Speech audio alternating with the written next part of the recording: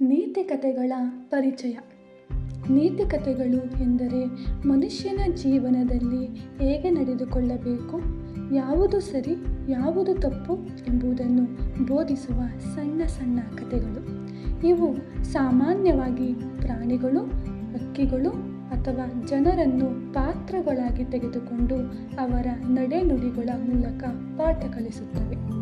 ಇವು ಮಕ್ಕಳಿಗೂ ದೊಡ್ಡವರಿಗೂ ಉಪಯುಕ್ತ, ಏಕೆಂದರೆ ಕಥೆಗಳ ಮೂಲಕ ಹೇಳಿದ ಪಾಠಗಳು ಸುಲಭವಾಗಿ ಮನಸ್ಸಿನಲ್ಲಿ ಅಚ್ಚೊತ್ತಿಕೊಳ್ಳುತ್ತವೆ.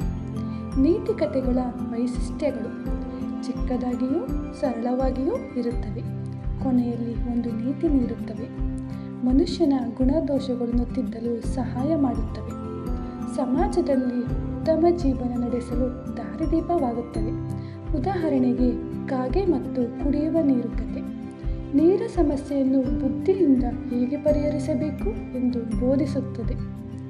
ಹೀಗಾಗಿ ನೀತಿಕಥೆಗಳು ಕೇವಲ ಮನರಂಜನೆಯಷ್ಟೇ ಅಲ್ಲ, ಜೀವನದ ಪಾಠ ಕಲಿಸುವ ಜ್ಞಾನ ಸಂಗ್ರಹವೂ ಆಗಿವೆ.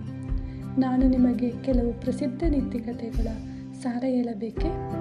ಹಾಗಿದ್ದರೆ ನನ್ನ ಮುಂದಿನ ವಿಡಿಯೋದಲ್ಲಿ ನೀತಿಕಥೆಗಳ ಕಥೆಗಳು ನಿಮ್ಮ ಮುಂದೆ.